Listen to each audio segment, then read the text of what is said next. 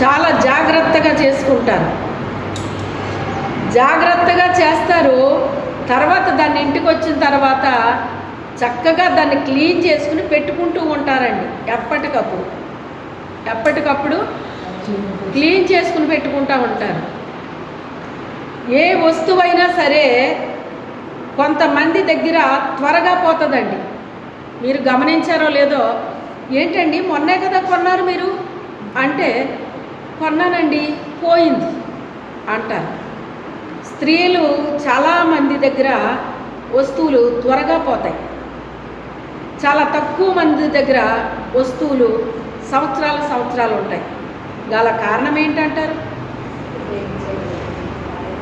కొనడం ఎంత గొప్పతనమో, మనం కష్టపడి దాన్ని ఏం చేస్తాము? సంపాదించిన దాన్ని ఏం చేయాలి? మళ్ళీని చాలా జాగ్రత్తగా వాడుకోవాలి. ఏం చేయాలి? చాలా జాగ్రత్తగా వాడుకోవాలండి. వాడుకోకపోతే ఆ వస్తువు ఉంటుందా? ఇన్ని సంవత్సరాల నుంచి వాడాను కానీ నా చేతిలో పోలేదండి. వాళ్ళు ఒక్కసారి వచ్చి దాన్ని ఉపయోగించారు, వెళ్ళిపోయింది. అది ఏమైపోయింది? పోయింది. ఎందుకని పోయింది? నిర్లక్ష్య స్వభావము. ఏంటి? నిర్లక్ష్య స్వభావం. పోతే వాళ్ళే కొనుక్కుంటారు, మనకేంటి అనే స్వభావం కొంతమందికి ఉంటుందటండి. అవునా కాదండి? మీ వస్తువు మీరు వాడుకున్నటప్పుడు ఎలా ఉంటుంది మీకు? అది జాగ్రత్తగా మీరు వాడుకుంటారు. అదే మీ వస్తువుని ఇంకొకరు వాడారంటే ఎలా ఉంటుంది? అది ఉంటే ఉంటుంది, పోతే పోతుంది అన్నట్టుగా నిర్లక్ష్య స్వభావం అన్నమాట అండి. ఒక వస్తువు, అది ఏ వస్తువైనా కావచ్చు అన్నమాట. అది మీరు కష్టపడి సంపాదించినప్పుడు, దాన్ని నేను చాలా కష్టపడి సంపాదించుకున్నాను ఆ వస్తువుని, నా కళ్ళ ముందే వాళ్ళు ఏం చేస్తున్నారు? దాన్ని అస్తవ్యస్తంగా అలా ఎలా చేసేస్తున్నారు? ఇప్పుడు చాలా వరకు తగ్గినాయి కానండి. మా చిన్నప్పుడు ఎరువు పట్టుకెళ్ళేవారు. పాత్రలో అందరూ కొనుక్కునేంత స్తోమత ఉండేది కాదు. స్తోమత లేక ఎవరి దగ్గర అయినా ఏ పాత్ర అయినా ఉందంటే ఏం చేసేవారు? వాళ్ళకి అవసరం వచ్చినప్పుడు పట్టుకెళ్ళేవారు. తిరిగి వచ్చేటప్పుడు అలాగొచ్చేది కాదండి. తిరిగి వచ్చేటప్పుడు అలా వచ్చేది కాదు. ఇలా చేశారు, అలా చేశారని వాళ్ళు కాసేపు బాధపడి, ఎంత చక్కగా నేను ఉపయోగించుకునేదాన్ని, కానీ దీన్ని ఏం చేశారు? ఇలా పాడు చేసేసారు. ఇవ్వను అంటే కనీసం ఇవ్వలేదు అని మళ్ళీ ఫీల్ అయిపోతారు. ఇస్తేనేమో వీళ్ళకి వస్తువు వాడుకోవటం రాదు, ఎంత నిర్లక్ష్యమో అని చెప్పి ఆ వస్తువు కొనుక్కున్న వాళ్ళకి ఏం కలుగుతుంది? బాధ కలుగుతుంది. కొనుక్కొని వస్తువు వాడుకునే వాళ్ళకి బాధ కలుగుతుందా? ఎందుకని? దాన్ని కొనలేదు కనుక, దానికి వాళ్ళు ఏం చెల్లించలేదు, వెల చెల్లించలేదు కనుక నిర్లక్ష్య స్వభావం ఉంటుందండి. మన దేవుడు తన స్వరక్తమిచ్చి సంపాదించాడండి సంఘాన్ని. ఎలా సంపాదించాడు? నా స్వరక్తమిచ్చి సంపాదించిన సంఘము, తన సంఘము అంటున్నాడు. అంటే తన సంఘము అన్నాడు అంటే తనది కాని సంఘాలు ఉన్నాయా లేదా అక్కడ? అది అందుకే ఆయన మాట్లాడేటప్పుడు నా, తనది, నాది ఇలాంటి మాటలన్నీ ఉపయోగిస్తారు ఆయన. గమనించారా మీరు? నా అంటే నాది కాంతి కూడా ఉంది కదండి. ఇలాగా దేవునికి సంబంధించినవి ఉంటాయి, దేవునికి సంబంధించినవి కానీ ఉంటాయని మీకు చాలాసార్లు చెప్పాను నేను. ఈ సంఘాన్ని దేవుడు వేటితోనో కొనలేదంట. దేంతో కొన్నాడట? తన స్వరక్తం ఇచ్చి సంపాదించాను అంటున్నాడు. తన స్వరక్తం అంటే ఎవరాళ్ళు? యేసు క్రీస్తు అండి. ఎవరో స్వరక్తం ఇచ్చింది ఎవరు? ఈ మాట మాట్లాడేది ఎవరు? దేవుడు మాట్లాడుతున్నాడండి. ఆయన గురించి మాట్లాడేటప్పుడు ఏమంటాడంటే నా కుమారుడు అంటాడు. ఆయన ఏమన్నాడు? ఆయన నా కుమారుడు అన్నాడు. నా కుమారుడు అంటే దాని అర్థం ఏంటి మరి? ఆయన రక్త సంబంధం ఉందా లేదా? ఆయనకి ఉంది. ఆ రక్తము శరీరాన్ని దాల్చుకుని ఏం చేసింది? తల్లి కడుపులో మొదట ఏం పడుతుందండి? రక్తము రూపు దాలుస్తుంది. ఏం చేస్తుంది? ఇంకా ఏమంటారంటే నెల 2 నెలల్లో ఉన్నటప్పుడు ఏమంటారు దాన్ని? కొంతమంది స్త్రీలు ఏమని మాట్లాడుతూ ఉంటారంటే గర్భం దాల్చిన వ్యక్తిని ఇప్పుడేనమ్మా నెల, 2వ నెల, 3వ నెల అని చెప్పినప్పుడు ఆ యొక్క ఆ బ్లడ్ అంట పెరుగు తోడుకున్నట్టు తోడుకుంటుంది అని చెప్తారండి స్త్రీలు మాట్లాడుకునేటప్పుడు. అది దేవుడు కూడా ఈ వాక్యంలో రాయించాడండి. ఒకడు జున్ను గడ్డను పేరబెట్టినట్లుగా పాలు పోసి దాన్ని నేను పేరబెట్టాను అని చెప్పేసి యోబు గ్రంథంలో రాశాడండి ఆయన. అంటే తన రక్తాన్ని ఎక్కడికి పంపించాడు ఆయన? మరియ గర్భంలోకి పంపించాడు. ఆ మాటని రాస్తూ ఏమంటున్నాడంటే యెషయా గారు ఏమంటున్నాడంటే దాని గురించి మాట్లాడుతూ ఎండిన ఎడారిలో లేత మొక్క మొలిచినట్లుగా ఆయన మొలిచాడు అని రాశాడండి ఆయన. ఈ ఎండిన ఎడారి దేనికి సాదృశ్యంగా చెప్పాడు ఆయన? మరియ గర్భానికి సాదృశ్యంగా చెప్పాడు. అంటే ఎండిన గర్భము అని చెప్తున్నాడు అక్కడ. ఆ ఎడారి ఎవరు? ఆమె యొక్క గర్భములో జీవము లేదు అని అక్కడ దాని అర్థం అన్నమాట అండి. అప్పటికి జీవం ఉందా? యేసుక్రీస్తు ఎందుకు వచ్చాడంటే భూమి మీదకి నా గొర్రెలకు నేను జీవాన్ని ఇవ్వడానికి వచ్చాను, సమృద్ధిగా ఇవ్వడానికి వచ్చాను అని చెప్పాడండి ఆయన. అంటే మరియ గర్భంలో కానీ అప్పటికి పుట్టిన జనాంగంలో కానీ జీవం ఉన్నదా? మనిషి మరి జీవం ఎలా వచ్చింది మనిషికి? ఆయన ఊపిరి ఊదగా జీవాత్మ అయ్యాడు. ఊపిరితో జీవింపచేశాడు అప్పటి వరకు.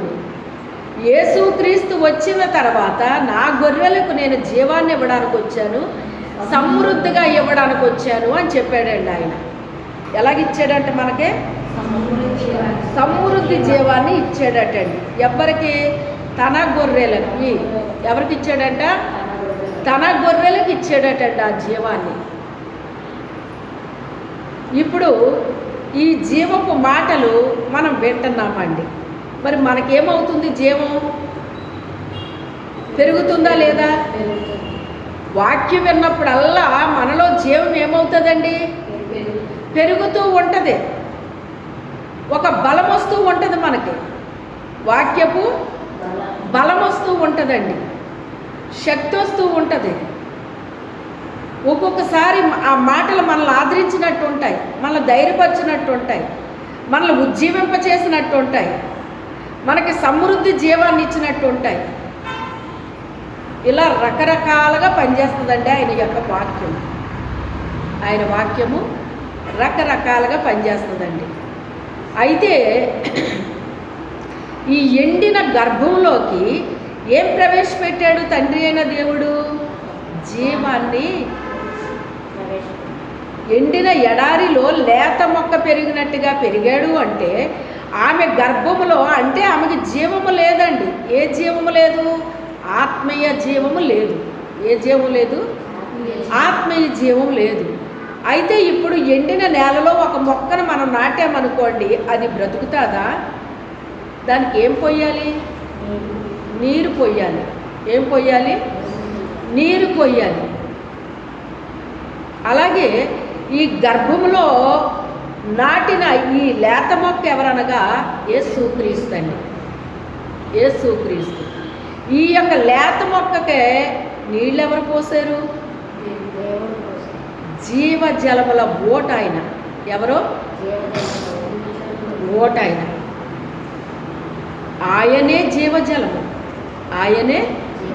నన్ను అడిగితే నీకేమిచ్చేవాడిని అన్నాడా లేదా? సమరయ స్త్రీతో ఏం చెప్పాడు ఆయన? ఈ నీళ్లు త్రాగు ప్రతి ఒక్కరు మళ్ళా దాహం కొంటారు, కానీ నేను ఇచ్చే నీళ్లు త్రాగితే ఎన్నటికీ దప్పికొనరు అని చెప్పాడు ఆయన. నన్ను అడిగి ఉంటే నీకు జీవజలాన్ని ఇచ్చేవాడిని అని చెప్పాడు ఆయన. ఆయనే జీవజలం అండి. అయితే ఆ రక్తము అనేటువంటిది రూపు దాల్చుకుని ఆ గర్భంలో నిర్మాణం చేశాడు దేవుడు ఆయన్ని. ఆ శరీరాన్ని దాల్చుకొని ఆయన జన్మించాడండి. ఒక పసిబాలుడుగా జన్మించాడండి. ఆ లేత మొక్కనే తండ్రి అయిన దేవుడు పెంచాడండి. ఏం చేశాడు? పెంచాడండి. ఆ లేత మొక్కను పీకేయడానికి, ఆ లేత మొక్కని చంపేయడానికి మన మొక్కలు నాటుకుంటామండి. ఎన్ని మొక్కలు సేఫ్గా పెరుగుతున్నాయి మనకి చెప్పండి? అన్ని మొక్కలు పెరుగుతాయా? ఆ మొక్కల మీద ఎన్ని దాడి చేస్తాయి? పక్షులు దాడి చేస్తాయి. ఆ పక్షుల్లో చెప్పుకుంటే కోడి దాడి చేస్తుందండి. మొక్క మీద దాడి చేస్తుందా లేదా? అలాగే పశువులు దాడి చేస్తాయి. పశువులు తినేస్తాయా? తినేవా? తినేస్తాయి. అంటే ఇప్పుడు ఆ మొక్క మీద దాడి ఉందా లేదా? ఉన్నది. కొంతమంది పిల్లలు ఏం చేస్తారంటే తెలియక ఆ మొక్కలు పీకేస్తారు. ఏం చేస్తారు? పీకేస్తారండి. ఇలా రకరకాల దాడి ఉంటుందండి. అలాగే ఆయన లేత మొక్కగా ఎదుగుతూ చిన్ని బాలుడు ఆయన. ఆ లేత వయసులోనే ఆయన్ని చంపేయాలని సాతానుడు ఫరోకి ఆలోచనిచ్చాడు. ఏమిచ్చాడు? ఆలోచనిచ్చాడు. ఆ ఆలోచన ఏంటి అంటే, ఇక్కడ మహాచక్రవర్తి పుట్టాడు, నక్షత్రం పుట్టింది, ఎవరో మహాచక్రవర్తి పుట్టాడు, మీ ఇంట్లో పుట్టాడా, ఎప్పుడు పుట్టాడు అని ఎవరు వచ్చారు వాళ్ళ ఇంటికి? జ్ఞానులు వస్తే నేను చెప్పిన మాటలు మీకు అర్థమవ్వచ్చు, అర్థమవ్వకపోవచ్చు, కానీ ఎవరికి అర్థమవుతాయి బాగానే? ఆడు గ్రహించేస్తాడు బాగానే. తెలుసా? మీలో పడగానే ఎత్తుకుపోతాడు కొంతమందిలోనేమో కొంతవరకు ఉంచి కన్ఫ్యూజ్ చేసేస్తాడు.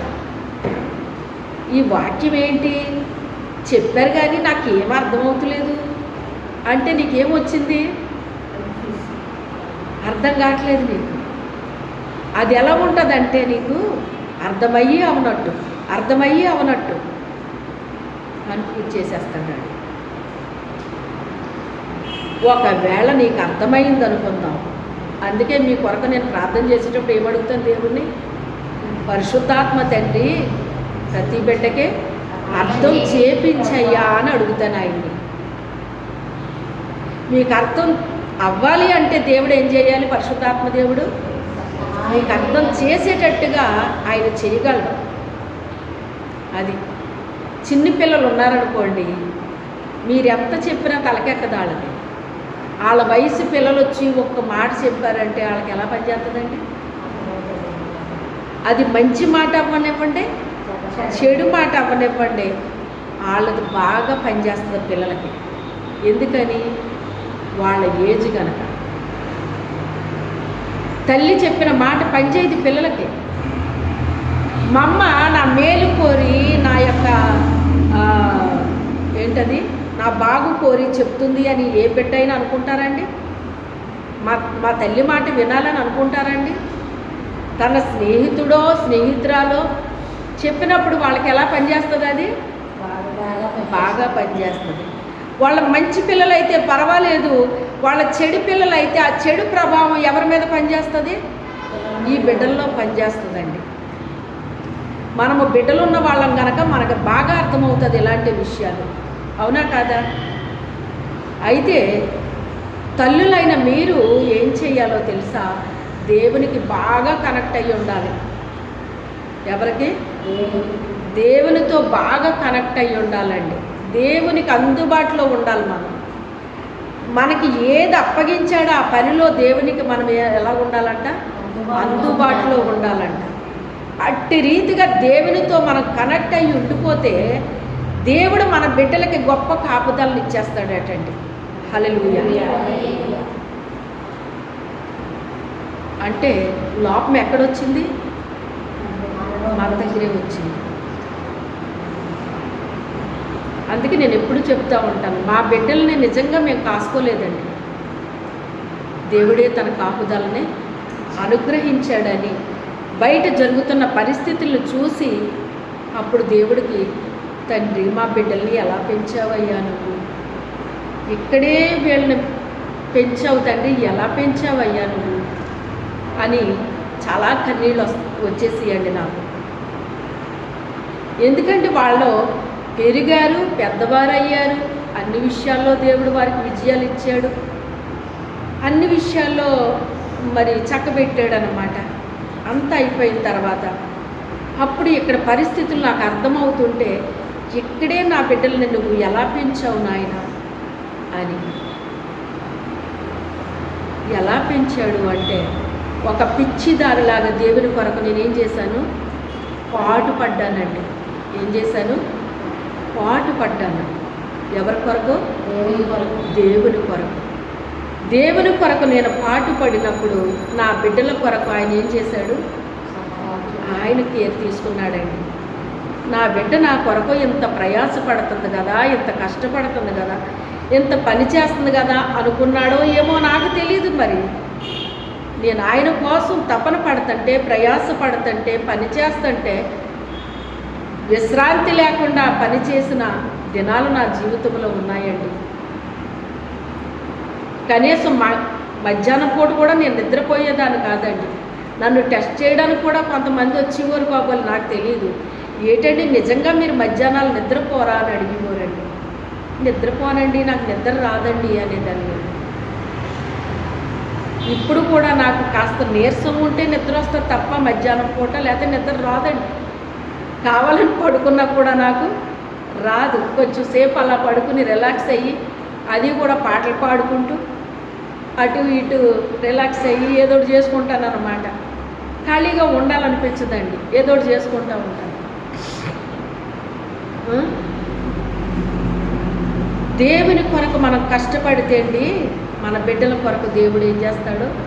కాపుదల ఇస్తాడండి. ఏం చేస్తాడు? కాపుదలను ఇస్తాడనమాట. దేవుని అదే అంటాడు పౌలు గారు, ప్రభువునందు మీ ప్రయాస వ్యర్థము కాదు అంటాడండి. నిజంగానే ఒక పిచ్చిదానిలాగే నేను ప్రయాసపడ్డానండి. ఒక పిచ్చిదానిలాగా ప్రయాసపడ్డానండి. అయితే అది వృధా అయ్యిందా? అవ్వలేదు. తమ బిడ్డల్ని తమ కాపాడుకోవాలని ప్రయత్నం చేసుకున్నా కూడా కాపాడుకోలేని పరిస్థితులు ఇక్కడ ఉన్నాయా లేదా చెప్పండి. అంత భయంకరమైన ప్రాంతాలండి. అంత భయంకరమైన ప్రాంతాల్లో మనుషులు, దురాత్మలు చాలా ఏలుబడి చేస్తూ ఉంటాయి ఇక్కడ. అందుకే బిడ్డల్ని కూడా మనము చాలా చక్కగా, చాలా జాగ్రత్తగా పెంచుతూ ఉండాలండి. వాళ్ళని ఏం చెయ్యాలి? పెంచుతూ ఉండాలి. అంతకంటే ముఖ్యంగా ఎవరికి మనం ఉపయోగపడాలి? దేవునికి ఉపయోగపడాలండి. అదే రాశాడు ఇక్కడ కూడా. ఆ మాట మీరు చదివారు. పరిశుద్ధాత్ముని సంఘానికి ఎలా పెట్టాడట? పెట్టాడట. అక్కడ మళ్ళీ ఇంకో మాట వాడతాడు, పరిశుద్ధాత్ముడు మిమ్మల్ని ఎందులో అధ్యక్షులుగా ఉంచాడో ఆ పనిలో మీరు ఎలా ఉండాలట? కనబడలేదా?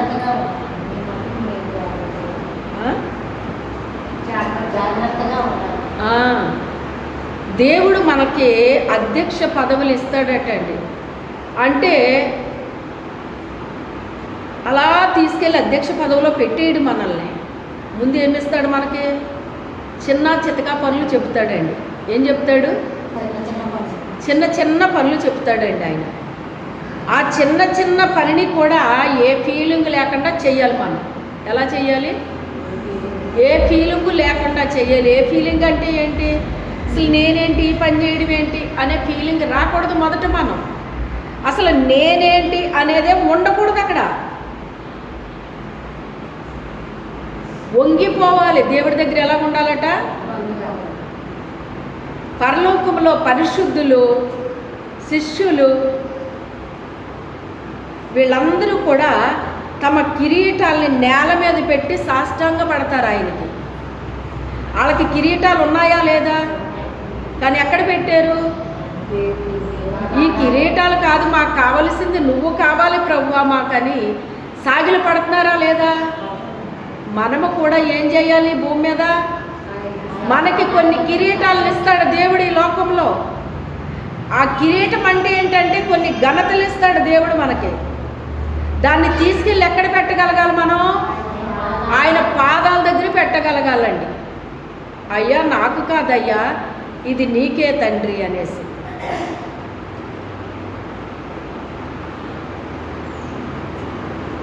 దేవునికి ఎంత రెస్పెక్ట్ ఇచ్చేదాన్ని అంటే అండి, అంటే ఇప్పటికి ఇస్తాను నేను. అప్పుడు ఇచ్చాను, ఇప్పుడు లేదని అనుకోకండి. ఇప్పటికీ నేను రెస్పెక్ట్ ఇస్తాను దేవుడికి. అన్నిటికంటే ఎక్కువ ఆయనకి ఇస్తాను. నా మీద నాకు కంటే దేవుడికే ఎక్కువ ఇస్తాను నేను. ఆయన తర్వాతే నేను ఏదైనా.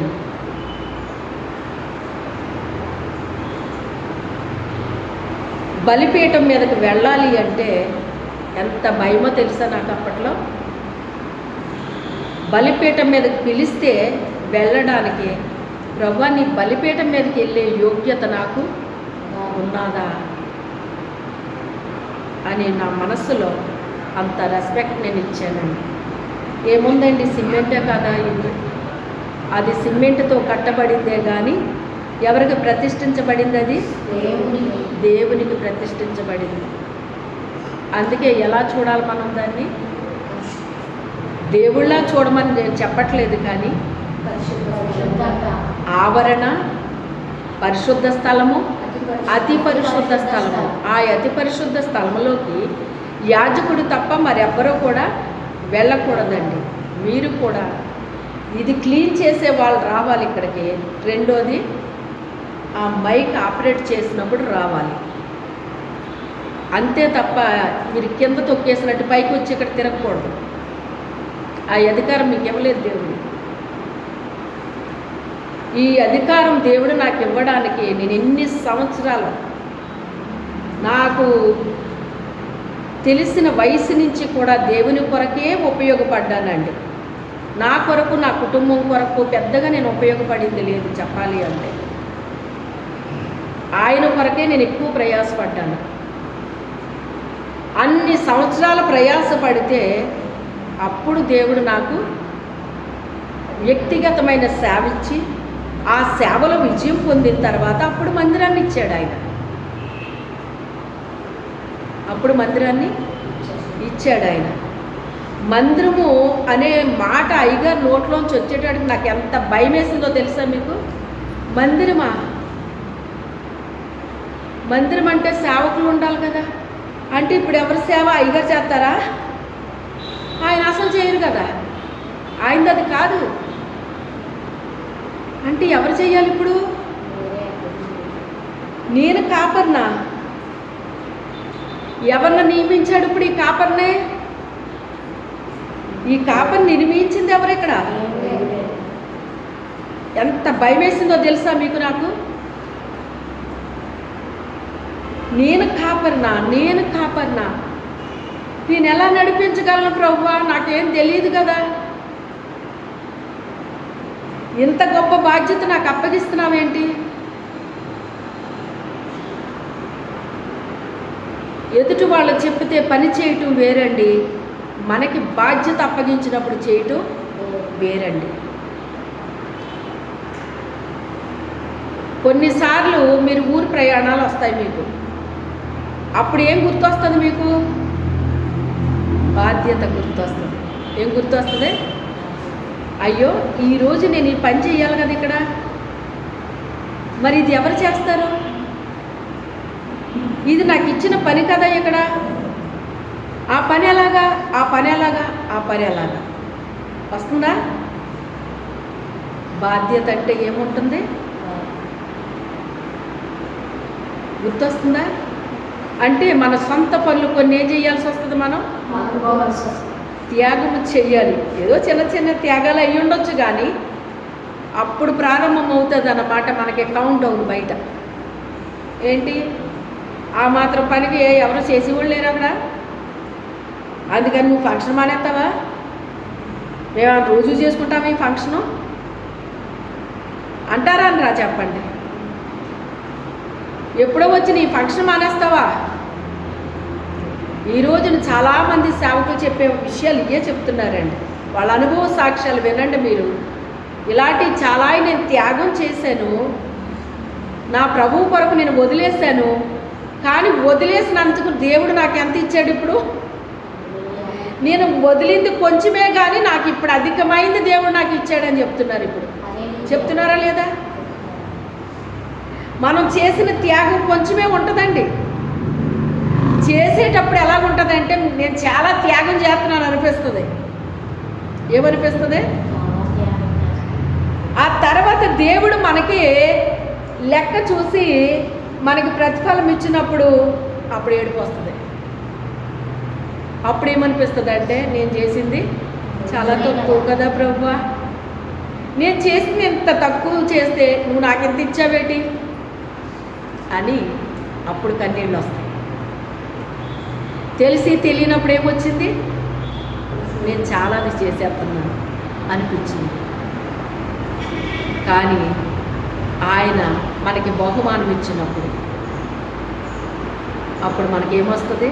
మీరు చూసే ఉంటారు, అది ఏ రంగమైనా కూడా వాళ్ళకి బహుమతి ఇచ్చినప్పుడు ఎవరైనా కన్నీళ్ళు పెట్టుకోకుండా బహుమతి తీసుకోవటం మీరు చూసారా? అది ఏ రంగమైనా కావచ్చు. నిజంగా నాకు ఈ బహుమతి వస్తుందని నేను అనుకోలేదు. ప్రపంచం మొత్తంలో బహుమతి తీసుకున్న వాళ్ళు కూడా కళ్ళమ్మట నీళ్లు పెట్టుకుంటారండి. నాకేంటి ఈ బహుమతి రావడం ఏంటి? కానీ ప్రాక్టీస్ ఉందా లేదా? వాళ్ళకి కష్టపడ్డారా లేరా? కుటుంబాన్ని నుంచి వేరైపోవాలి, రక్త సంబంధుల నుంచి వేరైపోవాలి, బంధువర్గాన్ని నుంచి వేరైపోవాలి. ఎవరు చేస్తారు వేరు? కత్తిరి వేసేస్తాడు. ఏం చేస్తాడు? కత్తిరి వేసేసరికి అప్పుడు అర్థమైపోద్ది బంధువులకి, వీళ్ళు ఇదివరకులాగా మన దగ్గరికి చిన్న ఫంక్షన్ జరిగితే వచ్చి పడిపోయేవారు, ఇప్పుడు పెద్దది పెట్టుకున్నా కూడా వీళ్ళు మన దగ్గరికి రావటం లేదు. అప్పుడు వాళ్ళ నుంచి నీకేమొస్తుంది? ఒత్తిడి ప్రారంభమవుతుంది. ఏమవుతుంది? ఒత్తిడి ప్రారంభమవుతుంది. నీ మీద ఏమంటారు? సెటైర్లా అవి మొదలవుతాయి. ఆ ఏసీ ఏసీ ఏసీ చివరికి ఎప్పుడో నాడు అనేస్తారన్నమాట. ఎలా అయినా నువ్వు ఇదివరకు మనిషివి కాదు. ఏమంటారు? ఇదివరకు మనిషివి కాదు, ఇదివరకు అందుబాటులో చాలా బాగా అందుబాటులో ఉన్నావు, కానీ ఇప్పుడు మాకు అందుబాటులో లేవు. మరి ఏమయ్యారు వీళ్ళు? ఎవరు చేశారు వీళ్ళని? వాళ్ళకాళ్ళు చేసుకున్నారా? దేవుడు చేసేసిన వాళ్ళు కొంతమంది ఉంటే వాళ్ళకి వాళ్ళే వేరైపోయిన వాళ్ళు కొంతమంది ఉంటారు. హల్లెలూయా.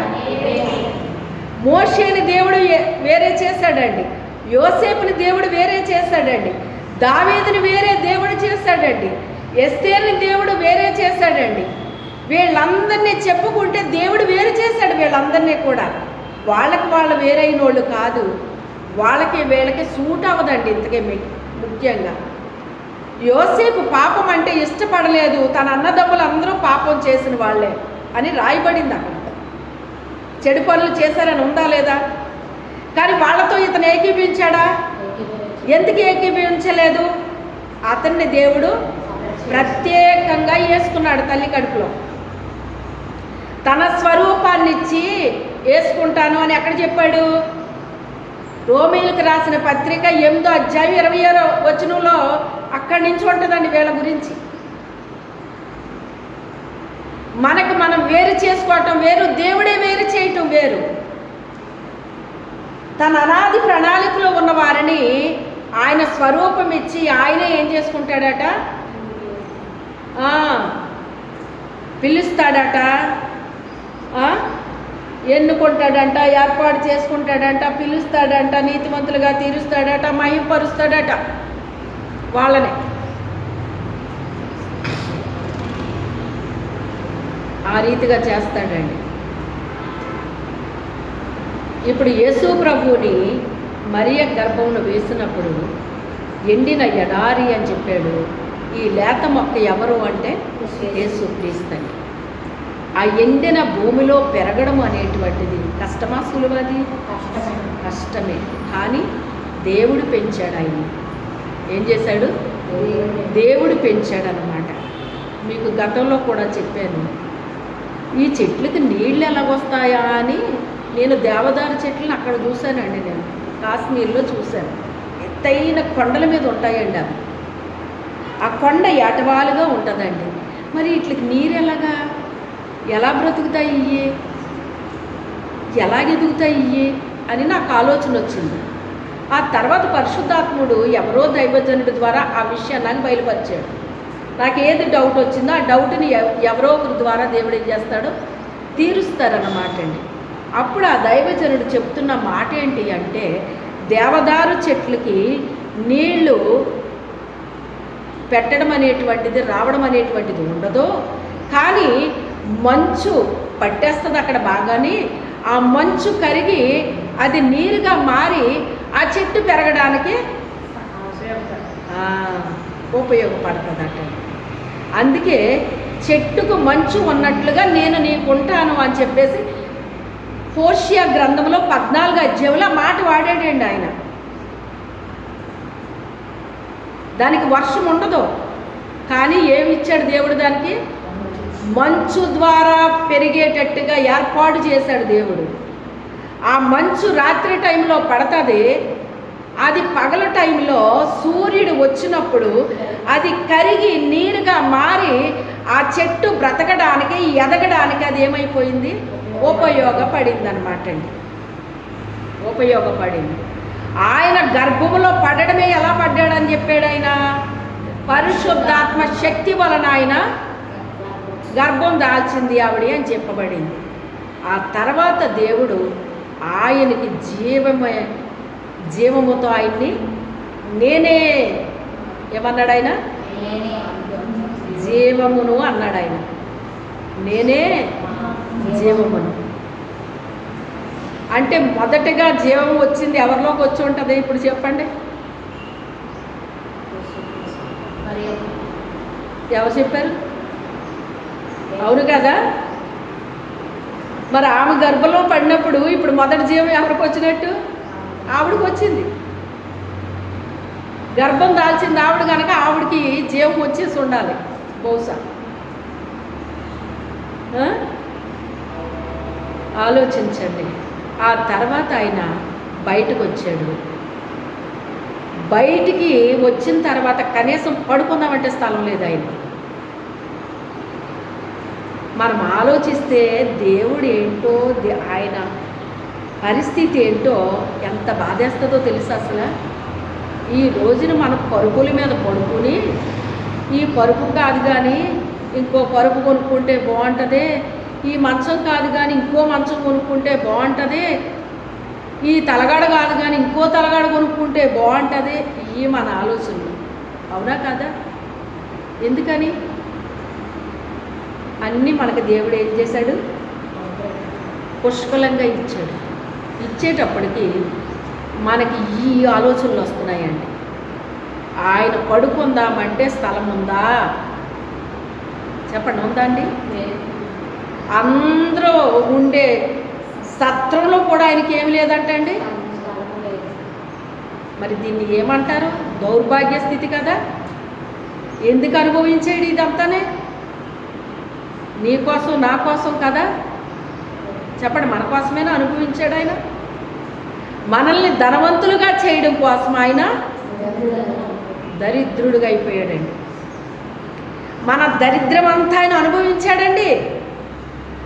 ఆయన పరలోకములో మహదైశ్వర్యం కలిగిన దేవుడు మన కొరకు ఈ భూలోకానికి వచ్చి మన దరిద్రం అంతా ఆయన అనుభవించి మనకేమి ఇచ్చాడు? ఆయన ఐశ్వర్యాన్ని ఇచ్చాడండి. మనల్ని ధనవంతులుగా చేశాడండి. అందుకే కనీసం ఆయన గురించి మనం ఆలోచన చెయ్యలేని స్థితిలో ఉంటున్నారు ప్రజలు. ఏ నాడైనా ఈ ఆలోచన వచ్చిందా మనకి? ఆలోచిస్తున్నారు ఎప్పుడైనా? ఎంతసేపు ఏమి తినాలా, ఏమి త్రాగాలా, ఏమి ధరించుకోవాలా, ఏమి సంపాదించుకోవాలా, ఏం కొనుక్కోవాలా, ఈ ఆలోచనలే సాతానుడు నింపేస్తున్నాడు. కానీ ప్రతి మనిషి బుర్ర నిండా ఈ రోజుని మనిషి బుర్ర ఆలోచనలకి సరిపోవట్లేదు. అవునా కాదా? ఆలోచనలు ఎక్కువైపోయినాయి. మనిషి ఆ బుర్ర సరిపోతుందండి వాటికి. ఒకప్పుడున్న ప్రజలు ఎంత ప్రశాంతంగా ఉండేవారు. ఇప్పుడు ప్రజలకు ఏమైనా ప్రశాంతత ఉందా అండి? నెమ్మది ఉందా అండి? ఎందుకంటే అన్ని రకాలు ఎక్కువైపోయినాయి. ఇప్పుడు ఏమైపోయినాయి? అన్నీ ఎక్కువైపోయినాయి. తక్కువ ఎక్కడా లేదండి. సర్వ సమృద్ధిని ఇచ్చేశాడు దేవుడు. ప్రతి మనిషికి ఏమిచ్చాడు ఆయన? సర్వ సమృద్ధిని ఇచ్చేశాడు. సర్వ సమృద్ధినిచ్చి నన్ను ఆరాధించండి రా బాబు, నా తట్టు తిరగండి రా బాబు, మీరు ఈ రీతిగా జీవించండి రా బాబు లోకంలో అంటే ఈ సుఖాల వైపే చూస్తున్నాడు. కానీ మనిషి ఇంకా నేను ఎలా సుఖపడాలా, ఇంకా నేను ఎలాగ ఆనందించాలా, ఇంకా నేను ఎలా సంతోషపడాలా అనే ఆలోచనలో మునిగిపోతున్నారు. కానీ దేవుని కొరకు ఆలోచించే సమయం మనిషి కొందా ఈ రోజుని ఉంచుతున్నాడా సాతాను? చెప్పండి, నిజంగా మీ గుండెల మీద చెయ్యేసుకుని చెప్పండి. నాకు వస్తుందా అసలు ఆ ఆలోచన? ఎంతసేపు మన కోసం, మన కుటుంబం కోసం అసలు బుర్ర పగిలిపోయిన ఆలోచనలు పెడుతున్నాడు. ఇప్పుడు పెడుతున్నాడా లేదా? పోనీ ఏమైనా చేయగలుగుతున్నారా మీరు? దీన్ని ఎలా చక్కబెట్టేశాను, దాన్ని అలా చక్కబెట్టేశాను, దాన్ని రైట్ చేశాను అన్నది ఏదైనా ఉందా అండి జీవితంలో? ఉన్నదా అండి? నువ్వు ఒక వెంట్రుకని తెలుపుగా కానీ నలుపుగా కానీ చేయలేవని చెప్తుంది వాక్యం. ఏదైనా చేసేది నేనే. ఆయన చేసినప్పుడు ఆయన కోసం కదా మనం ప్రయాసపడాలి. మరి ఆయనకు కదా మనం ఉపయోగపడాల్సింది. సాతానుడు అటువైపు తిరగనెత్తున్నాడు అసలు మనిషిని. నువ్వు నువ్వు నువ్వు అని నీ మీద నీకే దృష్టి కల్పించేస్తున్నాడు. నీ కుటుంబం మీద దృష్టి కల్పించేస్తున్నాడు. లేకపోతే వేటి మీదో దృష్టి కల్పిస్తున్నాడు. ఇక దేవుని గురించి ఆలోచించే ఆ ఆలోచన కూడా రాకుండా మనిషిని ఏం చేస్తున్నాడు? వాడు వశపరుచుకుంటున్నాడండి. ఏం చేస్తున్నాడు? వశపరుచుకుంటున్నాడండి. ఎవరి వశంలో ఉండాలి మనము? ఉంటున్నారా అసలు? దేవుని వశంలో ఉంటే ఎంత ఆనందం సంతోషం ఉంటుందో తెలుసా? మన భారం అంతా ఆయన మీద వేసుకోవచ్చు. మన సమస్యలన్నీ ఆయనతో చెప్పుకోవచ్చు. ప్రతి దానికి పరిష్కారం ఇచ్చేది ఆయనే. ప్రతీది కూడా ఆయన ఈజీగా సెటిల్ చేయగలడండి. మనం చేసుకోగలమా చెప్పండి? మన వల్ల అవుతుందా? అవ్వదు. వాళ్ళు చాలా తెలివైన వాళ్ళు అండి అంటారు కొంతమందిని చూసి. ఆ తెలివైన వాళ్ళు కూడా వాళ్ళ జీవితంలో కుటుంబంలో వచ్చి చక్కబెట్టుకోగలరా అండి? అంటే మనిషి తెలివితేటలు పనిచేస్తున్నాయా? ఏదో కొద్దో గొప్ప వర్కౌట్ అవుతాయేమో కానీ కంప్లీట్గా వర్కౌట్ అవుతుందండి? అవ్వదు. అందుకే మనం ఎవరి చేతిలో ఉండాలి? దేవుని చేతిలో ఉండాలి. ఎవరి చేతిలో ఉండాలి? దేవుని చేతిలో ఉండాలి. ఆయన చేతిలో ఉంటే మనకు భద్రత ఉంటుందండి. మీ జీవము ఆయన దగ్గర మన జీవం ఎక్కడుందంట అని చెప్తున్నాడండి. ఆయనలో ఉంది మీ జీవము గనక పరిశుద్ధాత్ముని మీరు దుఃఖపెట్టొద్దు, ఆయనకి మీరు లోబడి ఉండండి అని చెప్తున్నాడండి. చెప్పాడా లేదా? పరిశుద్ధాత్మని మనం ఏం చేయకూడదంట? దుఃఖపెట్టకూడదటండి. దుఃఖపెట్టకూడదట. తన రక్తం ఇచ్చి కొన్న సంఘం అంటండి. సంఘం ఎలాంటిదంట? అందుకే సంఘాన్ని ఎప్పుడు చులకనగా చూడకూడదు, చాలా విలువగా చూడాలి మనం. ఇది దేవుని సంఘము. అన్ని సంఘాలని అలా మాట్లాడండి దేవుడు. ఇది నా సంఘము అని అన్ని సంఘాల గురించి మాట్లాడు. ఏ సంఘములో అయితే ఆయనకి స్థానం ఉందో, స్థానం ఇస్తున్నామో, ఆయనకి మనము విలువిస్తున్నామో, ఆయన అక్కడ ఉంటాడండి. ఆ వ్యక్తి ఏం చేయాలి? ఆయనకి విలువ ఇవ్వాలి. అయ్యా మీరు అధ్యక్షులుగా ఉండండి అయ్యా, ఇక్కడ మీరు అధికారాన్ని వహించండి నాయన, మీ అధ్యక్షతలో మీ సమక్షంలో మేము ఉంటామయ్యా అని ఏ వ్యక్తి అయితే చెప్తున్నారో అక్కడ ఆ మందిరములో ఆయన ఏం చేస్తాడట? నివాసం ఉంటాడటండి. అక్కడ నీతి న్యాయాలు ఏల్తాయటండి. ఏముంటాయి అక్కడ? నీతి న్యాయము అనేటువంటిది అక్కడ ఉంటుందటండి.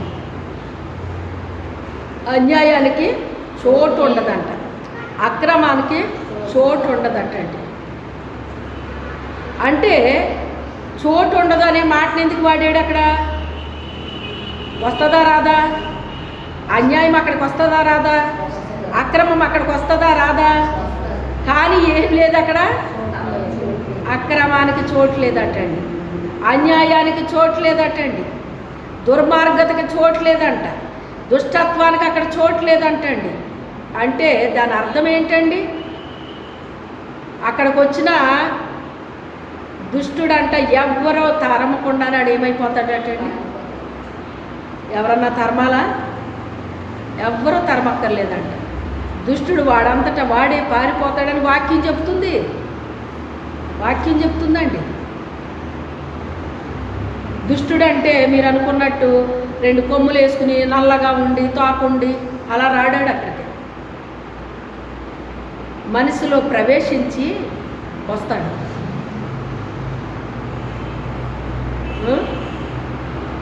జాయిస్ మేరీ గారు అలాగా అనుకునేవారంట. దుష్టుడు అంటే నేను నల్లగా ఉంటాడు, 2 కొమ్ములు ఉంటాయి, తోకుంటుంది, అలాగే తెలుసు నాకు. కానీ తర్వాత అర్థమైంది ఇలా కూడా ఉంటాడని, అప్పుడు అర్థమైంది నాకు అనేసి. ఎవ్వరూ ఏమీ చెయ్యవసరం లేదండి. ఎవ్వరూ తరమకుండా వాడంతటా వాడే పారిపోతాడని వాక్యం చెప్తుంది. అన్నీ రాయించి పెట్టేశాడండి మనకి ఇందులో నాయన. ఇది నాకు తెలియదు అంటానికి ఏమీ లేదండి ఇక్కడ. అన్యాయస్తులు దేవుని రాజ్యాన్ని చేరుకోగలరా? స్వతంత్రించుకోగలరా? చోటు ఉందా అక్కడ? దానికి ఇది నమూనా అండి. మందిరం ఏంటి? పరలోక రాజ్యానికి ఇది ఒక నమూనా. ఇక్కడ మొదట దేవుని మందిరంలో జరగాలి. దేవుని యొక్క మందిరములో దుష్టత్వానికి కానీ, దుర్మార్గానికి కానీ, అక్రమాలకి కానీ చోటు ఉండకూడదు. చోటు ఉండకూడదు. దేవుడికి మనం అధ్యక్షత ఇచ్చినప్పుడు ఆయనే జరిగిస్తాడండి. మనమేమీ చెయ్యవసరం లేదు. అన్యాయాన్ని ఆయనే దూరపరుస్తాడు, అక్రమాన్ని ఆయనే దూరపరుస్తాడు, దుష్టత్వాన్ని ఆయనే దూరపరుస్తాడు, ప్రతిదాన్ని ఆయనే దూరపరుస్తాడండి. మనం ఏమీ చేయనవసరం లేదు. అయితే మనం ఏం చెయ్యాలి? దేవుని మందిరానికి వచ్చినప్పుడు దేవుడు ఉన్నాడు, ఆయన దగ్గరికి వచ్చినప్పుడు దేవుడు నాతో మాట్లాడతాడు. నా గుండెల్లో ఉన్న బాధను ఆయనతో చెప్పుకోవచ్చు, లేక నా సంతోషాన్ని నేను ఆయనతో పంచుకోవచ్చు. దేవుడితో ఈరోజు ఇలా చెప్పుకుందాము అని మీరు వచ్చినప్పుడు మీ గుండెల్లో ఉన్నది ఎవరితో చెప్పుకోవాలి? మీరు దేవుడితో చెప్పుకోవాలి. చెప్పుకుంటే మీ గుండెల్లో ఉన్న భారం ఏమైపోద్ది? దిగిపోతుంది, తొలగిపోతుంది. ఎందుకంటే మీ భారం తీసి ఎక్కడ వేశారు? దేవుడి మీద వేశారు. వేసినట్టే వేసి మళ్ళీ వెళ్ళేటప్పుడు పట్టుకెళ్ళకూడదంట దాన్ని. దేవుడికి ఎప్పుడైతే మనం చెప్పామో ఆ రోజుతోటే దాన్ని ఏం చేయాలి? మనం వదిలేసేయాలి. ఇక దేవుడు చూసుకుంటాడు దాని సంగతి. దేవుని పని మనం చూసుకోవాలి. అది దేవుడు నా సంగతి చూసుకుంటాడు అనేసి మనమేమోని ఏం చేయకూడదు? విచ్చలవిడిగా తిరగకూడదు. దేవుని పనుల మీద మన దృష్టి పెట్టాలండి. నాకు ఏ పని ఇచ్చాడు దేవుడు, నేనేం చెయ్యాలి అనేటువంటి దాంట్లో మనం ఏం చేయాలంట? దృష్టి పెట్టాలంటండి. ఏం పెట్టాలి? దృష్టి పెట్టాలి. దృష్టి పెట్టి దేవునికి ఉపయోగకరమైన బిడ్డలుగా మనము, మన కుటుంబాలు కూడా ఉండాలంటండి. మన ఒక్కడమే కాదంట, మనము మన కుటుంబాలు కూడా ఉండాలంట దేవుని పనిలో. ఎందుకు అంటే ఆయన రాజ్య వ్యాప్తి కొరకు, విస్తరణ కొరకు మనమందరం ఏం చేయాలి? కలిసి మెలిసి ఏక మనసుతో ఏకాత్మతో పనిచేయాలండి. నమ్మకంగా యథార్థంగా పనిచేయాలి. ఎందుకని? మన కోసం ఆయన రక్తం ఇచ్చి మనల్ని ఏం చేశాడు? కొనేసాడు, సంపాదించేశాడు. ఆయన స్వరక్తం ఇచ్చి సంపాదించిన సంఘం ఇది, తన సంఘం ఇది, తన సంఘం ఇది, ఆయన మందిరం ఇది, ఆయన సంఘం ఇది. ఈ సంఘానికి అధ్యక్షుడు ఎవరు? పరిశుద్ధాత్మ దేవుడు. అధ్యక్షుడు ఎవరు? పరిశుద్ధాత్మ దేవుడు.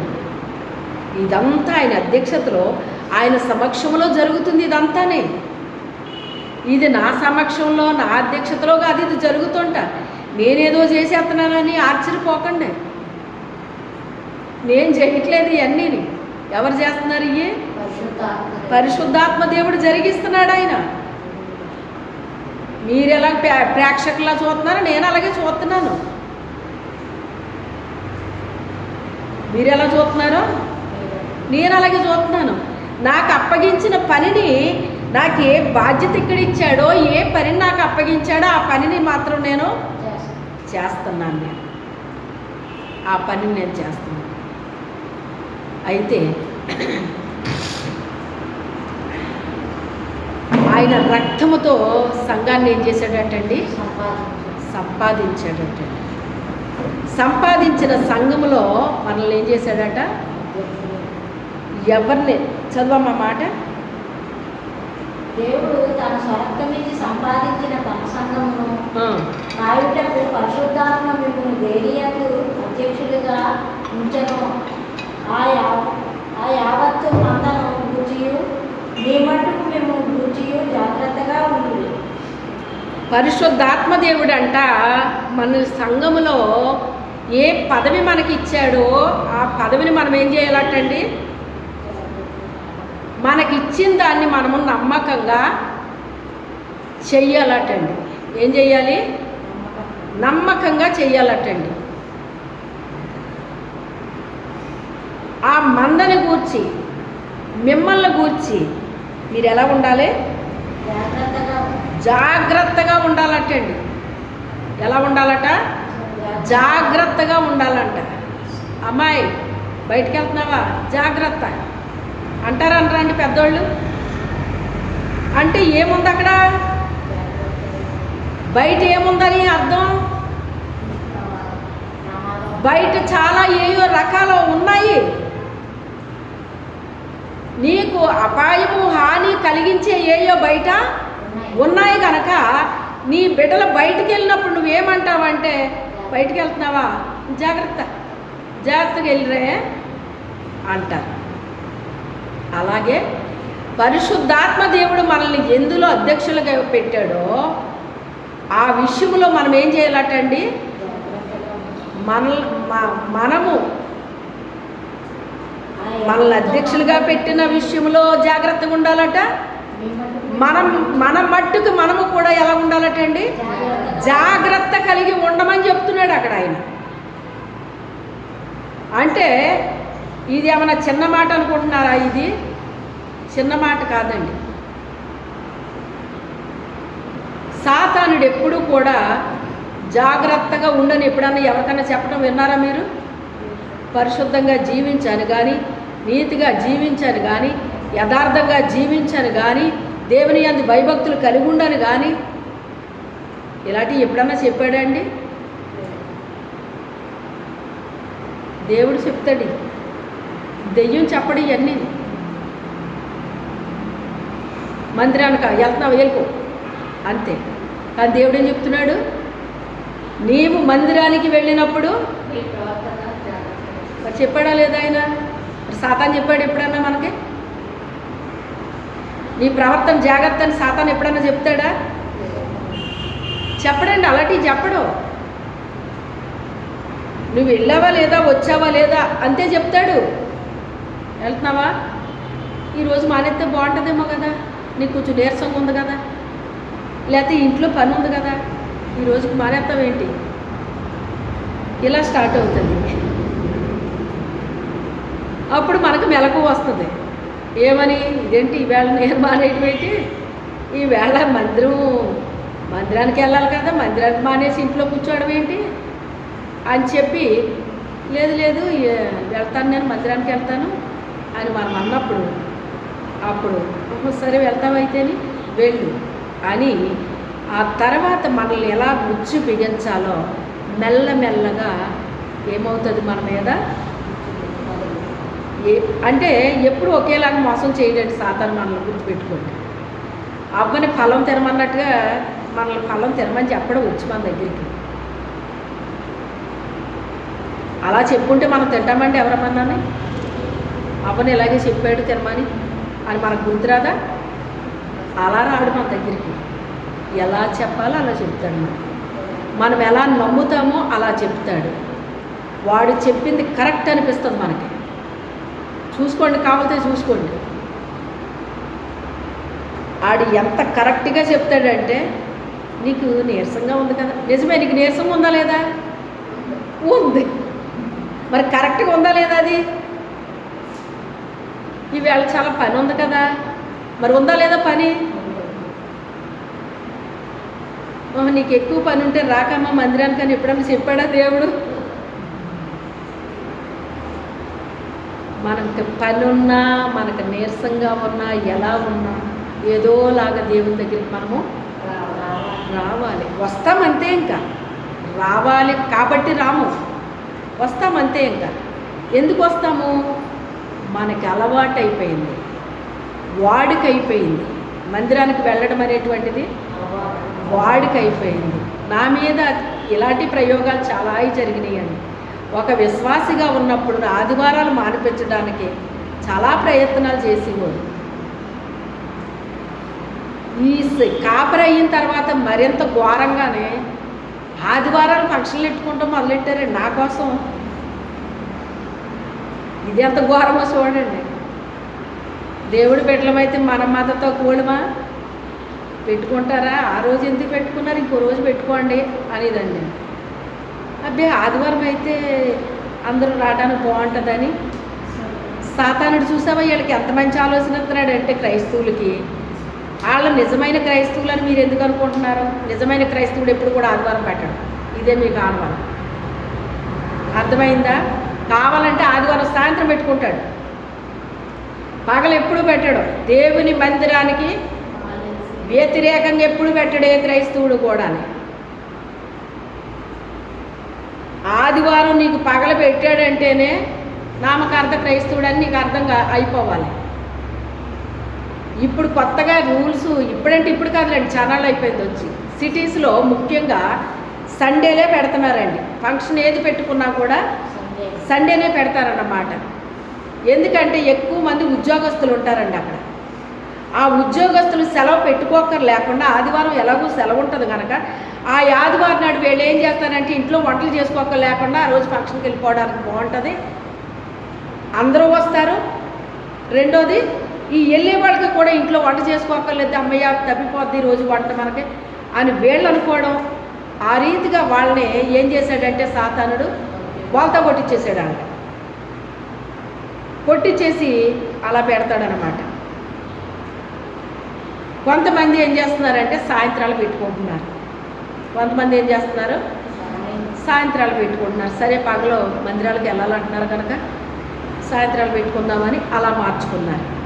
నేను ఎలా మార్చానంటే, సరే నేను రావాలంటే సహజమైనంత వరకు ఆదివారం పెట్టుకోవద్దు, ఆదివారం పెట్టుకుంటే నేను రాను, నేను రాలేదని మీరు అనొద్దు అంటే, అలా కాదు ఇలా కాదు అని నన్ను ఎలాగో చెప్పేశారు నాకు. అయితే నేను చెప్పేది వినండి, వస్తాను కానీ ఎలా వస్తాను నేను? చర్చ్ అయిపోయిన తర్వాత ఇప్పుడు బల్లారాధన ఉందనుకోండి, ఆ రోజు నాకు ఎంత టైం అవుతుంది? రోజు మీద అంటే ప్రతి ఆదివారం మీద ఒక అరగంట గంట వేసుకోవద్దా మనం? వేసుకోవాలి కదా. పూర్వం గంట వేసేద్దాం, గంట లోపలనే అవుతుంది అనుకోండి, గంట వేద్దాం. అంటే ఎప్పుడు 1 గంటకు అయ్యింది అంటే ఆ రోజున ఎప్పుడు 12ంటికి అయ్యేది 1 గంట అవుతుంది, 1 గంటకు అయ్యేది 2 అవుతుంది. బల్లారాధన రోజున నేను భోజనం చేసేటట్టుగా ఎంత అవుతుందో తెలుసా మీకు? 2 గంటలకు కూడా నేను తిన్నాను, 2:30, 3 అలా అవుతుందండి నాకు. అంతవరకు నేను అలా ఎలాగాగుతానో నాకే తెలియదు. ఒట్టప్పుడు 12ంటికి తింటున్నాను నేను, తప్పితే 12:30. ఎందుకో నా సిస్టమ్ దేవుడు మార్చేస్తున్నాడు మొత్తం, నేను మార్చుకోవట్లేదు, ఆయన మారుతున్నాడు. నేను చెప్తున్నాను కదా, నాది నేను ఏం చేసుకోనండి, ఆయనే చేస్తాడు నాది అంతా. కానీ ఈరోజు నేను ఎప్పుడు తింటున్నాను? మరి ఆకలితో ఎలా ఉంటాను, అసలు ఎలా బోధిస్తాను నేను? దేవుని శక్తే కదండి అది, దేవుని శక్తి. ప్రార్థన అయిపోయిన తర్వాత అప్పుడు వస్తాం మరి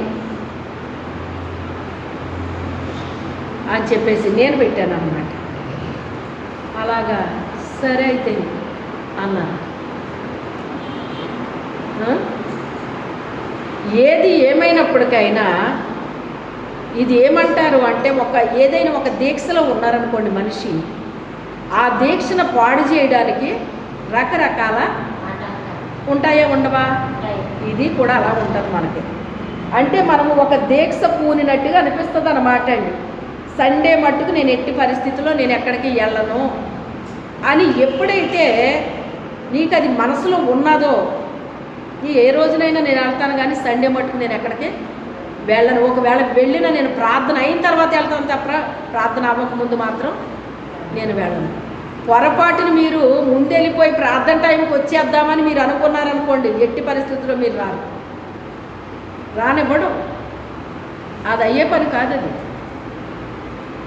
మీరు నిన్న నుంచో మొన్న నుంచో పోరాడితే ఈ రోజుకి వస్తారు మీరు, అవునా కదా? నిన్న నుంచి మీరు అంత ప్లాన్ అంతా మీరు సెట్ చేసుకుంటే ఈ రోజుకి రాగలుగుతారు. మీరు పొద్దున్న లేచి వచ్చేద్దాం అనుకుంటే మీకు అవదా పని. మీరు నిన్న నుంచి మొదలెట్టాలి కొన్ని పనులు.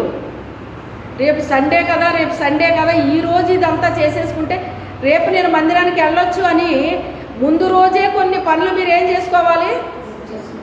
చేసుకుంటున్నారా లేదా? అలాగా అందుకే రాగలుగుతున్నారు, లేకపోతే రాలేరండి. రాకుండా చెయ్యాలని ప్లాన్ ఉంటుంది. ఒకవేళ వస్తే కనుక టైంకి రాకుండా చేసే ప్లాన్ ఉంటుంది. ఒకవేళ వచ్చాము అంటే వినకుండా ప్లాన్ ఉంటుంది. ఒకవేళ విన్నాము అంటే అర్థం కాకుండా ప్లాన్ ఉంటుంది. ఒకవేళ అర్థమైంది అంటే అది అమలు జరపకుండా ప్లాన్ ఉంటుంది. ఎన్నున్నాయి ఇప్పుడు ఇందులోని?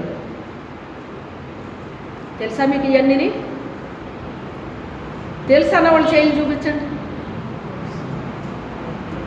ఇన్ని ప్లాన్స్ ఉంటాయని తెలుసా మీకు? దేవుని స్తోత్రం.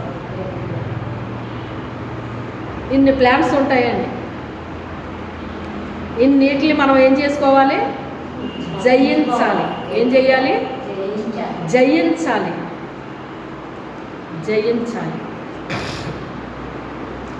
నీకు పెద్ద పెద్ద సమస్యలు ఏం పెట్టేడు. పెద్ద అయితే నీకు చిరాకు వచ్చేద్ది. ప్రార్థనకి వెళ్ళకుండా నేను ఇవన్నీ ఎలా ఉంటాను అనుకుంటున్నావు అసలు అని దాన్ని ఏం చేస్తావు? నువ్వు జయిస్తావు. నువ్వు జయించలేకుండా పెడతాడనమాట. చాలా క్రిటికల్గా పెడతాడనమాట. క్వశ్చన్ ఉంటుంది, క్రిటికల్ క్వశ్చన్ ఉంటుంది. కొన్ని క్వశ్చన్స్కి మీకు ఆన్సర్ తెలుసు, రాయటం తెలదు. అంటే దాని అర్థం ఏంటి? 2 జవాబులు ఉంటాయి మీ దగ్గర. ఇది కరెక్ట్ అని అనిపిస్తుంది, అది కరెక్ట్ అనిపిస్తుంది. ఏది కరెక్టో కూడా రెండిట్లో మీరు ఆ జవాబు రాయటం మీకు తెలియదు. ఒక్కో దానికి ఒక్కో ప్రశ్నకి కరెక్ట్ ఆన్సర్ మీరు ఇట్టే రాసేయగలుగుతారు. కానీ ఒక్కొక్క ప్రశ్నకి ఆన్సరు మీకు రెండు కరెక్ట్ అనిపించేవి ఉంటాయా లేదా. కానీ అందులో మీరు సెలెక్ట్ చేయాలంటే మీకు ఇప్పుడు ఏం కావాలి? ఏదో అంటారు కదా, ఏదో టాస్క్ ఏదో అంటారు కదా, అలాగ ఉండాలా? ఇప్పుడు ఇది ఏంటి? ఒక లాటరీ టైప్లో అన్నా చూసుకోవాలి, లేకపోతే అది ఒకసారి హైదరాబాద్ వెళ్ళినప్పుడు అండి, అవన్నీ కొన్ని చూడాల్సిన ప్రదేశాలు చూడడానికి తీసుకెళ్ళారు. అందులో కులీ కుతుబ్ షా అనే ఒకటి ఉంటుంది అన్నమాట. అవన్నీ సమాధులు అంటండి, ఎందుకని నాకు తెలియదు. ఇదేంట్రా సమాధులు చూడటం ఏంటి మనకు వచ్చి అన్నాను నేను. అవన్నీ సమాధులేండి, ఎందుకని మనం వెళ్ళి చూడాల్సినవి అన్నీ కూడా ఏముంటాయి, కొన్ని మాత్రం ఏదో మైసూర్ ప్యాలెస్ అంటారండి, అలాంటివి ఏవో కొద్ది గొప్ప ఉంటాయి. కానీ మిగతాయి చాలా ఈ చూసే ప్రదేశాలన్నీ కూడా ఆ కాలంలో ఉన్న రాజులు వాళ్ళ సమాధులు అంటండి. ఈ కులీ కుతుబ్ షా అనే అక్కడికి వెళ్ళినప్పుడు తిరిగి కూర్చున్నాం, ఓ బెంచి మీద కూర్చున్నాం అనమాట. ఇదేంటో తెలుసా మమ్మీ అని మా పాప అడిగిందని. ఏటమ్మా అన్నాను. కులీ కుతుబ్ షా సమాధి మమ్మీ ఇది అని.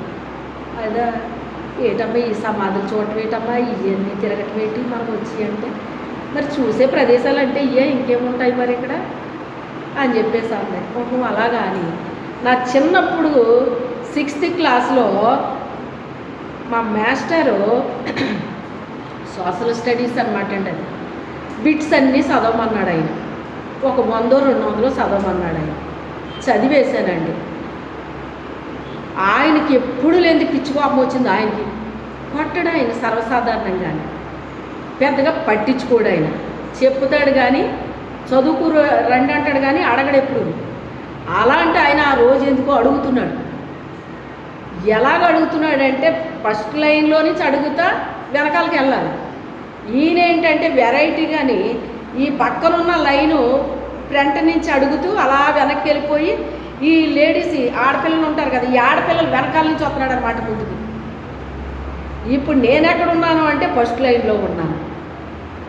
ఇంకా ఈ అడుగుతున్నారు ఈయన 100-200 బిట్లు అంటే 6th క్లాస్లో అంత గుర్తు ఉంటుందండి. ఇప్పుడు పిల్లలకి గుర్తుంటున్నాయి కానండి, అంత మెమరీ ఉంటుందా ఆ రోజుల్లోని? ఈయన కొడతాం చూసి మొత్తానికి చదివిని కూడా మర్చిపోయాం.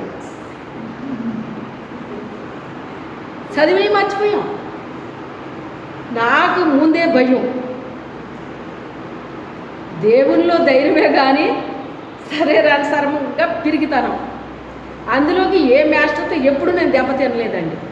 ఇప్పుడు ఈయన పెద్ద కర్రట్టుకుని బాదుకుంటూ వచ్చేస్తున్నాడు అందరినీ. నేను మగ పిల్లల్ని అయితే మరీ దారుణంగా కొట్టేసి కూడా ఆయన ఈ ఆడపిల్లల్ని కొట్టేస్తున్నాడు ఆయన. ఇంకా మగ పిల్లల్ని చూడట్లేదు ఇంకా ఆయన పిచ్చి కోపం వచ్చేసింది అన్నమాట, ఎప్పుడూ లేదు.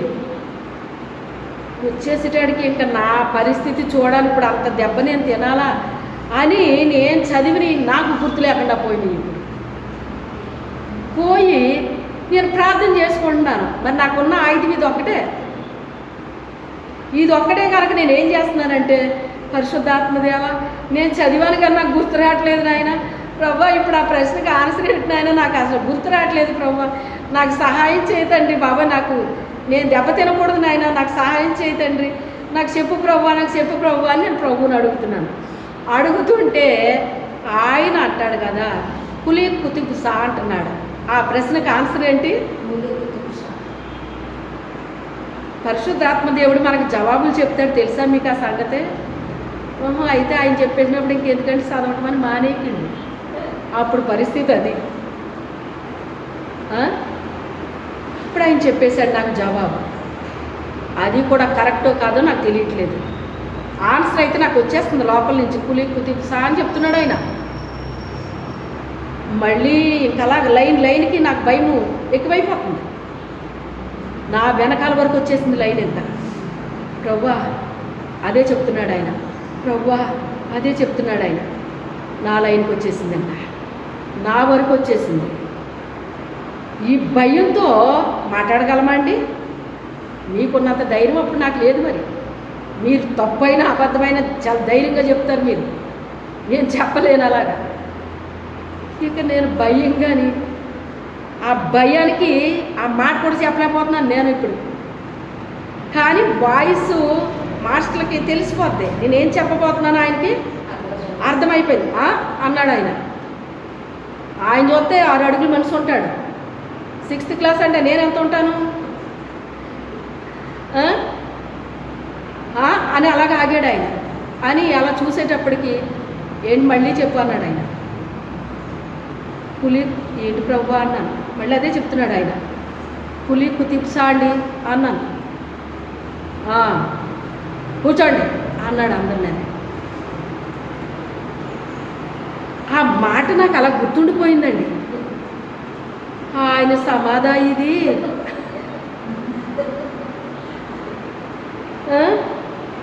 ఈ మాట పరిశుద్ధాత్మదేవుడు నాకు చెప్పాడమ్మా అప్పుడు. ఆయనదో ఈ సమాధి అని చెప్పేసి ఈ స్టోరీ చెప్పాను అనమాట. అక్కడ నీడగా ఉంది, చెట్టు ఉంది, కూర్చున్నాం అన్నమాట అక్కడ అవన్నీ తిరిగి.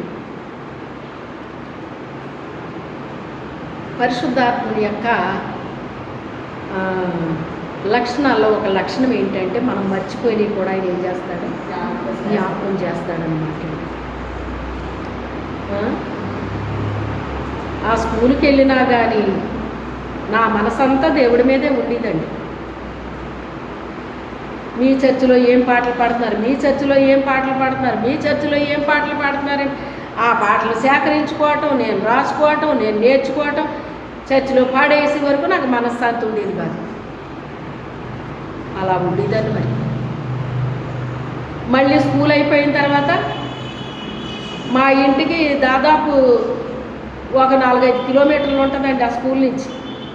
చాలా దగ్గర కదా సచివేణి గారు, ఎంత దగ్గర కదండి.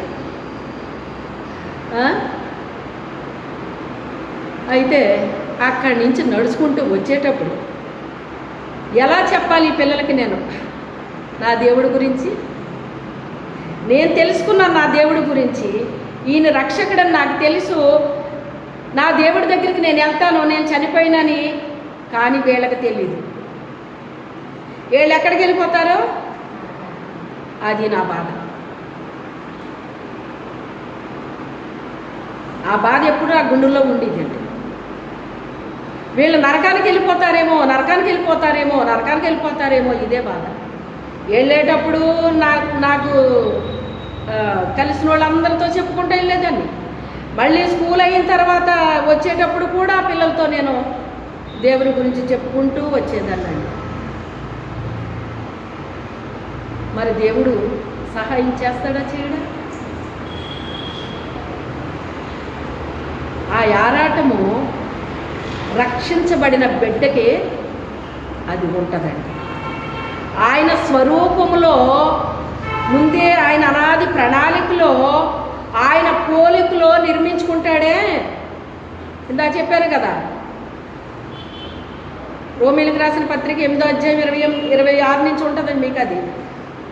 అదన్నమాట అండి జరిగేది. ఆయన పోలికతో వారిని ఎప్పుడైతే ఆయన నిర్మించుకున్నాడో వాళ్ళకి ఆరాటం ఉంటుంది అన్నమాట. నేను ఎలాగ దేవుని రాజ్యాన్ని సంపాదించుకున్నానో వాళ్ళు కూడా దేవుని రాజ్యంలో ప్రవేశించాలి అనేటువంటిది ఆరని అగ్ని వలె గుండెల్లో ఒక మంట మండుతూ ఉంటుందండి. రక్షించబడిన వ్యక్తి ఎప్పుడు మౌనంగా ఉండలేరండి, కాముగా ఉండలేరండి. వాళ్ళు చేయగలిగింది చేస్తారు. ఆ పిల్లలకు చెప్తుంటే పెద్దోళ్ళు వింటా ఉండేవారు. ఎందుకంటే నడక కదా, దారిని పోయేవాళ్ళు మా వెనకాల వచ్చేవాళ్ళు వింటా ఉండేవారు. ఎంతమందికి వెళ్ళింది సువార్త? ఇప్పుడు నా తోటి పిల్లలకే చెప్పాను. మా దారిని మా వెనకాల నడుచుకుంటా వచ్చేవాళ్ళు, సైకిల్ మీద వెళ్ళేవాళ్ళు, సైకిల్ దిగేసి వెనకాల నడుచుకుంటూ వచ్చేవారు అట్టండి. వాళ్ళు ఎక్కడోళ్ళు వాళ్ళే పని మీద వెళ్తున్నారో మనకు తెలియదు. చిన్నదానిపైన భలే చెప్తున్నావమ్మా, నీకు ఎలా తెలుసమ్మా ఇవన్నీ అని. యేసుక్రీస్తు 12వ సంవత్సరాన్ని పస్కా పండుగకి వెళ్ళినప్పుడు తిరిగి వచ్చేసేటప్పుడు ఆయన ఆగిపోయాడు. ఆగిపోయినప్పుడు తల్లిదండ్రులు ఇద్దరూ కూడా వెళ్ళిపోయారు. ఆయన వచ్చేస్తున్నాడేమో, ఈ జన్మలో ఉన్నాడేమో అనుకుని వెళ్ళిపోతే 3 రోజులు పట్టిందంట ఆయన్ని వెతకడానికి. ఎక్కడున్నావా అన్నారు వచ్చి. నా తండ్రి పని మీద నేను ఉంటానని మీకు తెలియదా? దేవుని యొక్క ఎన్నిక ఏర్పాట్లో ఉన్నాము అంటే అది మనల్ని నిద్రపోనివ్వదండి. ఆ మంట మన లోపల మండుతూనే ఉంటుంది. అలా అని చెప్పి ఏ పని చేయకుండా మానేయం, చేస్తూనే ఉంటాం. అన్ని పనులు చేస్తామండి. ఏ పని ఎలా చెయ్యాలో కూడా జ్ఞానం ఇస్తాడు దేవుడు. ఈజీగా చేసే పని ఎలా చేయాలో కూడా జ్ఞానం ఇస్తాడు ఆయన. మనము చేసే పని పాడవదండి, దేన్ని పాడు చెయ్యం. చెప్పాను కదా, కొంతమంది వస్తువుల్ని అది ఎన్ని వేలు పెట్టుకున్నా ఎంత ఈజీగా పాడు చేసేస్తారు. మా ఇంట్లోకి వచ్చిన వస్తువులు వాళ్ళ గ్యారంటీ 2 ఏళ్ళు ఇచ్చాడనుకోండి, 3 ఏళ్ళు ఇచ్చాడనుకోండి, నా దగ్గర దాదాపు 15 సంవత్సరాల పైన వచ్చేస్తుంది. అది గ్యారంటీ ఇచ్చిన సంవత్సరాలకు కూడా ఉండవు ఆ వస్తువులు అక్కడ. ఇది ఎలా జరుగుతుంది? వాళ్ళు కొన్నట్టే కదా మనం కొంటున్నాము, వాళ్ళ చెల్లించినట్టే కదా మనము చెల్లిస్తున్నాము. ఎందుకు జరుగుతుంది ఇది? ఎవరైనా మధ్యలో వచ్చి చెయ్యేశారంటే అది పోద్ది. ఎందుకని? నేను వాడాను, ఇది ఏం అవ్వలేదు, ఏంటేలా ఏం జరిగిందో అనిపిస్తుంది అన్నమాట అండి. అలాగ వాళ్ళ చేతిలో వీళ్ళ చేతిలో పోయి ఉంటాయి తప్ప నా చేతిలో ఏది పోదండి. అలానే ఆ వస్తువులు నేను ఏదో ప్రేమించేస్తున్నానని కాదు, అలా అని చెప్పి ఆ వస్తువులు నేను పాడు చేయను. ఎందుకంటే వస్తువులు వాడుకోవడానికి ఇస్తాడు దేవుడు మనకి, దాన్ని ప్రేమించి ఆరాధించమని ఇవ్వడం. కొన్ని వస్తువులు మనం ఇష్టపడతాం, ఇది బాగా పనిచేస్తుంది అని మనం ఏం చేస్తాం, దాన్ని ఇష్టపడతాం. అవునా కాదా? మీకు ఉంటాయి అలాంటివన్నీ, అందరికి ఉంటాయండి. అలా అని చెప్పి దాన్ని ఆరాధించకూడదు, దేవుని స్థానంలో పెట్టకూడదు. దాన్ని తీసుకెళ్ళి అది ఏదైనా కావచ్చు, ఒక వస్తువైనా కావచ్చు, ఒక వాహనమైనా కావచ్చు, అది ఏదైనా కావచ్చు, ఒక మనిషి అయినా కావచ్చు. దేవుని స్థానము దేవునికే ఉండాలని. ఆ సంఘములో అధ్యక్షత మనకిచ్చినప్పుడంట ఆ మందని కాయాలి. రెండోది, దేని యందు అధ్యక్షత మీకు ఇచ్చాడో ఆ అధ్యక్షతలో ఉండాలి, జాగ్రత్తగా చెయ్యండి. తర్వాత మీ విషయంలో కూడా మీరు ఎలా ఉండాలి? జాగ్రత్తగా ఉండండి. ఈ జాగ్రత్త అనేటువంటిది మనిషి మరిచిపోతేనే ఏదైనా పాడు చేస్తారండి, గుర్తుపెట్టుకోండి. ఈ జాగ్రత్త అనేటువంటిది మనందరిలో కూడా ఉన్నప్పుడు మనయి పాడు చేయము, ఎదుటి వాళ్ళవి పాడు చేయము. ఈ మనసు ఉంటుంది. ఇదే పరిశుద్ధాత్మ దేవుడు మనకిచ్చిన మనస్సు. అది మనదే పాడు చేసుకోము, అవతలోళ్ళది పాడు చేయము. ఎందుకని? క్రీస్తు యేసు కలిగిన మనస్సు అది. కొన్ని లక్షణాలు ఉంటాయండి, దైవ లక్షణాలు. అవి మనం కలిగి ఉండాలండి, మనము కలిగి ఉండాలి. తన సంఘం అంటే దేవునికి చాలా ఇష్టం. ఆ సంఘములో ఉన్న మనమందరం కలిసి ఒక శరీరం లాంటి వాళ్ళము. క్రీస్తు సంఘానికి శిరస్సు అయి ఉన్నాడు అంటే అధికారం ఆయిందండి.